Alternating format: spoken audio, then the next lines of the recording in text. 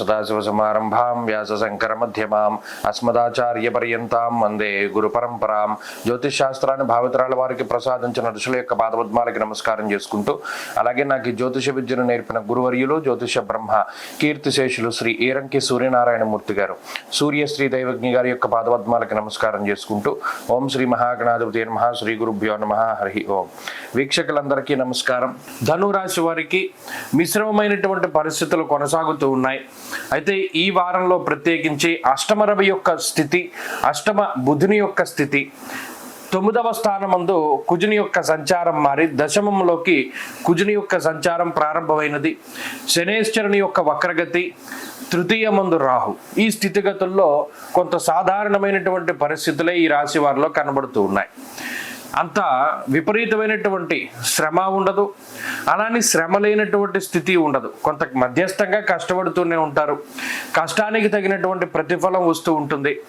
Miracles ఏమీ జరగవు. ఏవైతే కొంత అద్భుతాలు జరుగుతాయేమో, మనకి ఈ పరిస్థితుల్లో ఈ అవకాశంలో ఏదైనా ఒక అద్భుతం జరుగుతుందేమో అనేటువంటి ఆలోచనతోటి ఉండేటువంటి వారికి మాత్రం నిరాశ ఎదురవుతుంది.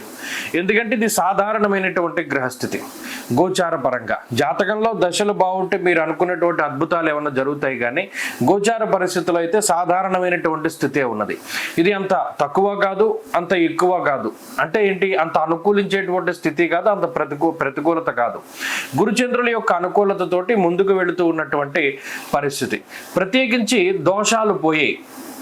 అర్ధాష్టమ శనైశ్వరుడు వక్రించడం వల్ల ఉపశమనం కలిగింది.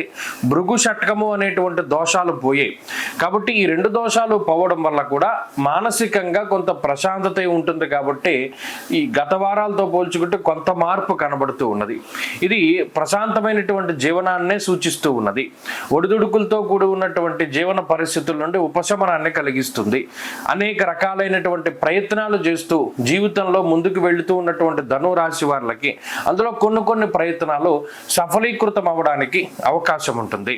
ఉద్యోగ వ్యాపారపరమైనటువంటి విషయాల్లో సానుకూలత కనబడుతూ ఉన్నది.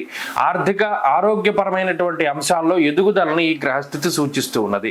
కాబట్టి ఈ వారంలో ఉండేటువంటి గ్రహస్థితి వల్ల చెడ్డలేదు, సాధారణంగా ముందుకు సాగవచ్చును.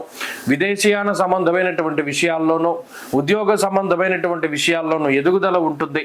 స్థిరత్వాన్ని సూచించేటువంటి గ్రహస్థితిగా ఈ గ్రహస్థితిని చెప్పవచ్చును. ఈ వారం మరింత అనుకూలమైనటువంటి ఫలితాలని ధనురాశి వారు పొందడానికై విఘ్నేశ్వరుని యొక్క ఆరాధన చేస్తూ ఉండడం చెప్పదగినటువంటి సూచన. ఈ వారంలో కలిసి వచ్చేటువంటి రోజు సోమవారంగా చెప్పవచ్చును. అదృష్ట సంఖ్య 1, అదృష్ట వర్ణము లేత పసుపు రంగు. తదుపరి మకర రాశి.